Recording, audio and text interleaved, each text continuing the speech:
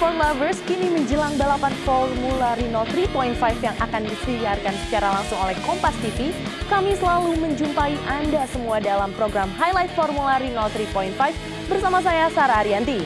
Nah, kita langsung saja ya. Ajang World Series by Renault 3.5 seri pertama telah berlangsung di sirkuit Motorland Aragon, Spanyol 25 dan 26 April lalu. Persaingan tersengit terjadi di dua race yang dipertandingkan. Tim Vortec Motorsport untuk sementara memimpin klasemen, sedangkan tim jagonya Ayam with Carlin yang dihuni pebalap nasional Sean Glynn duduk di peringkat kelima. Bagaimana keseruan lomba di Aragon? Kami sajikan reviewnya untuk Anda.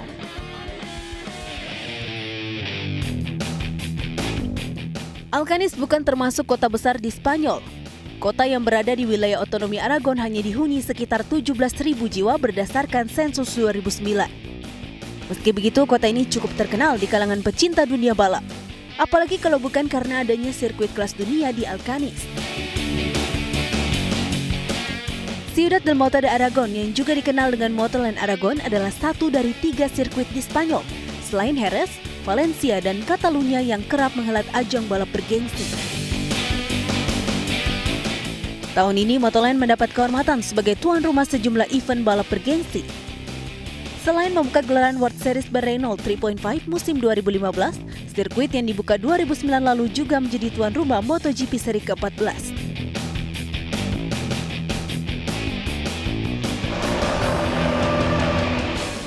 Memulai lomba dari posisi terdepan, pebalap tim Lotus Mathieu Vaxiver tidak mampu memanfaatkan keuntungan. Benturan dengan rekan setimnya Meindert van Buren di lap pertama membuat posisinya ditempati pebalap lain. Lomba race pertama WSER 3.5 di Motorland juga menjadi mimpi buruk bagi 6 pebalap yang gagal menyelesaikan lomba. Theo Elinas, Alfonso Ceres Jr., Roberto Merhi, Egor Orutsev, serta pebalap Indonesia yang bergabung di tim jagonya Ayam with Carlin yaitu Sean Glynn tidak bisa finish karena masalah di mobilnya. Sementara satu pebalap lain yaitu Betske Visser gagal melakukan start. Kegagalan Sean untungnya tidak dialami pebalap jagonya Ayam with Carlin lain yaitu Tom Dillman. Pada debutnya di ajang WSR setelah hijrah dari GP2, Dillman sukses menembus 10 besar. Pria asal Prancis finish di posisi 9 sehingga berhak memperoleh 2 poin dari seri pertama. Sementara dominasi ditunjukkan oleh 2 pebalap tim Vortec Motorsport. Oliver Rowan dan Jasmine Jafar sukses berhasil naik podium di seri ini. Jika Roland tampil sebagai kampiun, Jafar yang berasal dari negeri jiran Malaysia finish sebagai runner-up. Sedangkan podium ketiga ditempati pebalap tim Dams Dean Stoneman. I don't suppose we thought we could win yesterday. The low downforce doesn't quite suit my style, and there's a bit of room for improvement for me. But to win in those conditions in this situation is amazing, and it just bodes well for the rest of the season.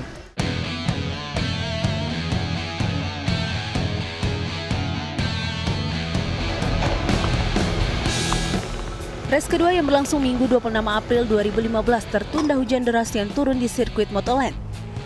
Akibatnya pebalap sempat hanya memutari trek sambil dipandu safety car karena sirkuit belum memungkinkan untuk melangsungkan perlombaan.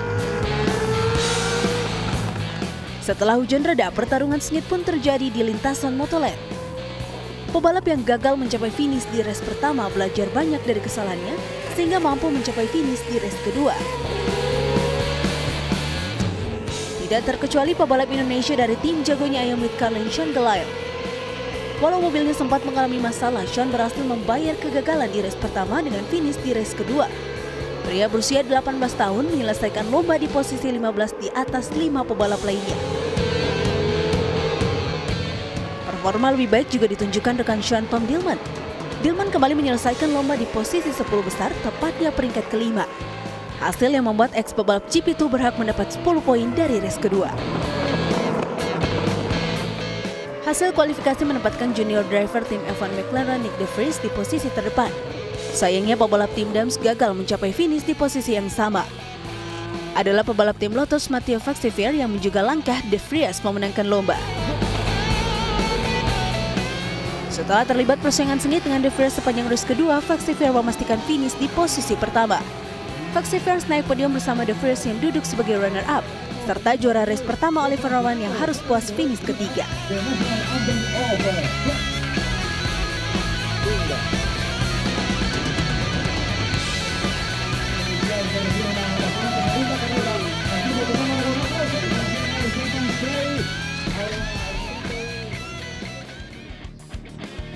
Jangan pindah channel dulu karena highlight Formula Renault akan segera kembali dengan interview eksklusif bersama Tom Dillman, pembalap andalan tim jagonya ayam with Carlin.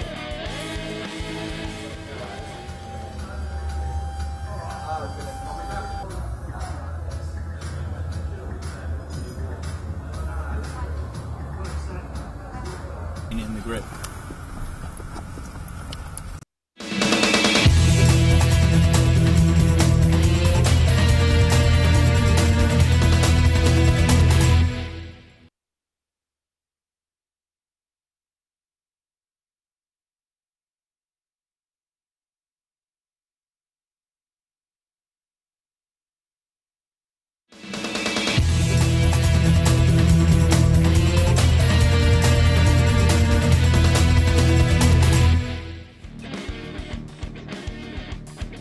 Sean Glyle bukan satu-satunya pebalap di bawah panji tim jagonya ayam with Carlin.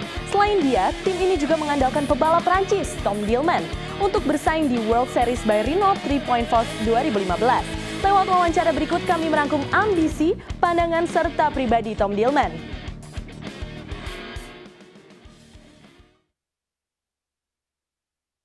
Yeah, competition is high. You have many drivers that are on the second or third year in the category.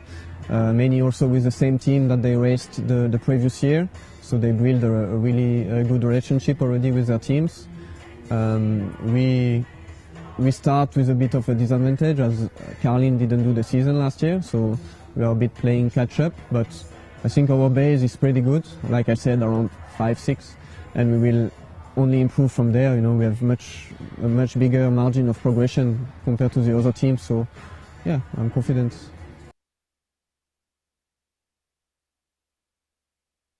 Yeah, I mean, it was pretty easy to adapt. I did some GP2, so it's not it's not a faster car for me to learn. So, yeah, I mean, from the first laps I could already work on the setup, and yeah.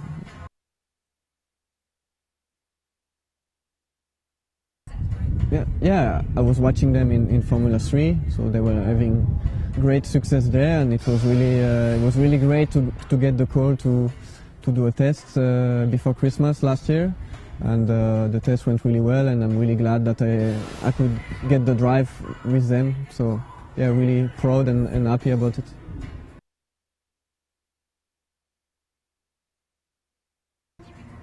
Yeah, I think it's different. It's mainly about the tires. Michelin tires are let's say a normal tire where you can push all the time and the degradation is not high. So it allows you to do many laps and a lot of mileage, which is very good for a rookie driver. For me, it doesn't change a lot. I don't need so much mileage in the car, so it doesn't change a lot in that aspect. The driving style is a little different. The window of operation, I would say, of the World Series is wider. But at the end of the day, it's just a single seater, so most of them are the same. You know.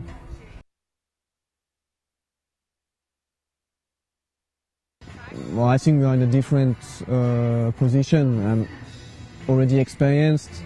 My goal is to win the championship this year, and for him, it's more about learning and improving. So I don't think you can really compare us, you know, it's completely different story. Of course, he wants to beat me, and it's good because otherwise he cannot progress. So that's great, and me, I hope he will get close very soon.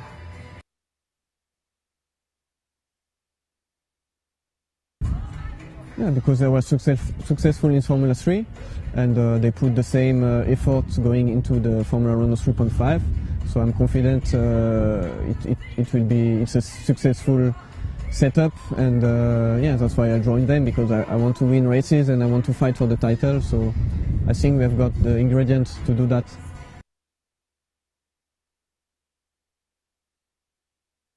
Yeah, we get on very well because we have many things in common, like music and basketball, and so it was quite funny to meet each other.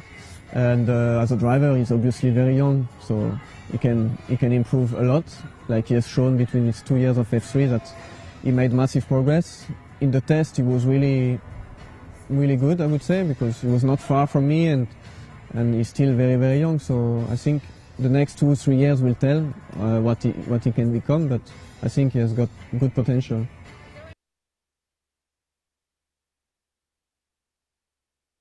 Yeah, that's also part. It's also part of why I am in the team. It's because I can help him a lot with all my experience, and I think I'm quite good at teaching other drivers as well. So testing has shown that he learns really quickly with my advices, and he always put them into the track, you know, and he made big steps. So I'm happy that I can help him as well.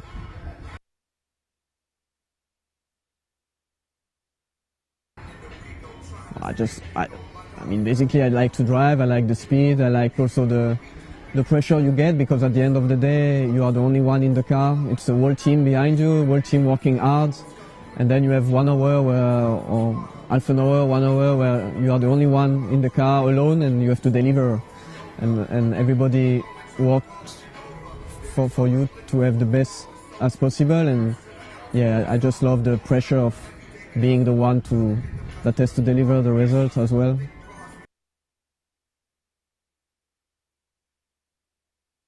To be honest, if I'm not successful, I don't enjoy racing. Like, if the weekend doesn't go well in terms of results, it's not like I enjoy the fun of driving. I really need to be on having good results and be fighting on the top to enjoy myself while racing. So, yeah.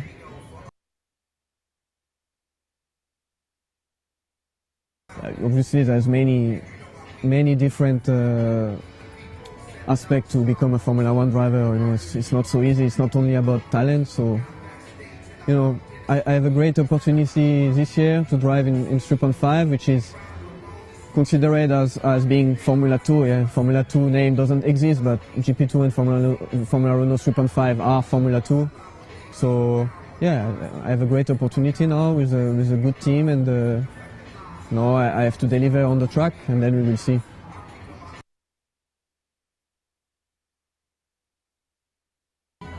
Yeah, first of all, my father used to race, so I'm basically born on a racetrack, and then when I started racing, I did softbox, which are little cars without engine in the downhill. I was 9 years old, and then I did go-karts from 10 to 13, so not long, and I was already in cars at 14 years old. Bagaimana persiapan para pebalap jelang seri Monaco? Laporannya akan kami sajikan setelah yang satu ini.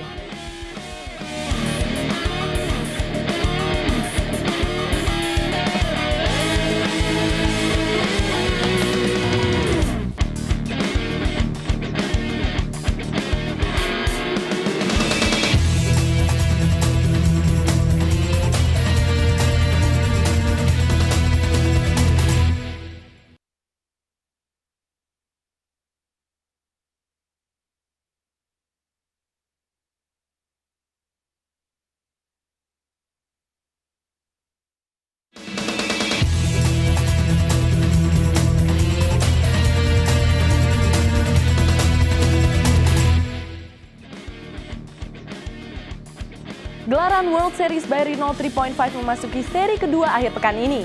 20 pebalap akan mengerahkan segenap kemampuan demi menjadi yang terbaik di sirkuit Monaco. Di segmen ini kami menyajikan gambaran peta persaingan dan informasi menarik dari seri kedua. Penggemar balap pastinya tahu sirkuit Monaco. Sirkuit dengan lintasan sepanjang 3,3 km adalah salah satu sirkuit legendaris di dunia. Menggunakan jalan raya sebagai jalur lintasan, sirkuit ini memberikan tantangan bagi setiap pebalap. Tikungan-tikungan tajam, jalanan sempit, serta lintasan menanjak dan menurun kerap menghadirkan kesulitan yang cukup tinggi. Sebaliknya, sirkuit Monaco juga menjanjikan panorama menawan yang tidak banyak ditemui di sirkuit-sirkuit lainnya. Sejumlah landmark terkenal di kota Monaco seperti Hotel Fairmont, Casino, Mirabeau Corner, dan The Tunnel bisa dengan mudah dijumpai pebalap saat melintasi sirkuit ini. Hal itulah yang menjadikan sirkuit Monaco sebagai salah satu favorit bagi pebalap ataupun pecinta balap mobil. Sirkuit Monaco sendiri punya sejarah balap yang panjang. Ide penggunaan sirkuit jalan raya dilontarkan oleh Anthony Nockes. Dia merupakan presiden klub mobil Monégasque yang juga dekat dengan keluarga Grimaldi yang memimpin kerajaan Monaco. Lomba pertama di sirkuit ini dimulai 1929 dan dimenangkan oleh William Grover Williams. Dewasa ini sirkuit Monaco menghelat sejumlah ajang balap bergengsi, sebut saja Formula One, Formula 2, Formula 300, GP2, Formula E, hingga Formula Renault 3.5 yang akan berlangsung 24 Mei mendatang. Setelah menuntaskan seri pertama di sirkuit Motorland Aragon Spanyol, ke-20 pebalap Porsche Renault 3.5 akan kembali berlaga di seri kedua yang berlangsung akhir pekan ini. Sirkuit Monaco menjadi saksi sejarah siapa yang akan menjadi yang terbaik dalam ajang yang berlangsung dalam satu race ini. Tim asal tanah air jagonya Ayam With Carlin akan mencoba menembus dominasi tim-tim lain, tentunya dengan mengandalkan dua pebalap muda yakni Tom Dillman serta putra Indonesia Sean Gelael. Mengacu ke hasil seri pertama, optimisme pantas dilayangkan tim jagonya Ayam With Carlin. Kedua pebalap ini setidaknya menunjukkan peningkatan hasil di dua race di sirkuit Motorland Aragon. Setelah gagal finish di race pertama, Sean mampu duduk di peringkat ke-15 di race kedua. Sementara Dillman mampu memperbaiki posisi 9 menjadi 5 di dua race sebelumnya. Ya, harapan kita tentu kedua pembalap kita masuk 10 besar. Terutama Tom Dillman dengan segudang pengalaman kita. Tentu kita harapkan di balapan pertama ini dia akan mendapatkan podium. Dan untuk Sean sendiri, karena ini baru tahun pertama buat dia di World Series, tentu kalau dia bisa masuk 10 besar adalah pencapaian yang cukup baik buat kita semua. Dengan pengalaman bertarung di ajang bergengsi seperti Formula 3 serta GP2 dan GP3 Series, Dillman akan diandalkan untuk meraih poin di Monaco. Namun bukan tidak mungkin Sean yang ini diharapkan untuk menimba pengalaman membuat kejutan dengan finish di 10 besar. Di Monaco, Vortec Motorsport memiliki peluang besar melanjutkan tren positif di Aragon. Kala itu tim asal Britania berhasil meraup 64 poin. Sukses ini tak terlepas dari dua pebalapnya yakni Oliver Rowland dan Jasmine Jafar konsisten finish di posisi atas. Prestasi yang terbilang wajar mengingat keduanya berpengalaman tampil di Formula 3.5. Tahun lalu keduanya berkompetisi di ajang yang sama. Nama lain yang menjadi kandidat pemenang adalah Nick de Vries dan Matteo Vaxivier. De Vries yang berasal dari Belanda menunjukkan talentanya dengan menjadi junior driver di tim Formula One McLaren. Pebalap tim Dams ini sukses menempati posisi runner-up pada race kedua di Aragon. Prestasi tak kalah mentera yang ditunjukkan Vaxivier. Dalam usia muda 20 tahun, pria asal Prancis sudah menjadi junior driver di tim F1 lainnya Lotus. Sebelum tampil di F1, Vaxivier berkesempatan menimba pengalaman di Formula 3.5 bersama tim yang sama. Vaxivier sudah menunjukkan kemampuannya dengan menjuarai race kedua di Aragon beberapa waktu lalu. Siapa di antara mereka akan menjadi pemenang di seri kedua yang hanya berlangsung dalam satu race? Jawabannya tersaji di sirkuit Monaco akhir pekan ini.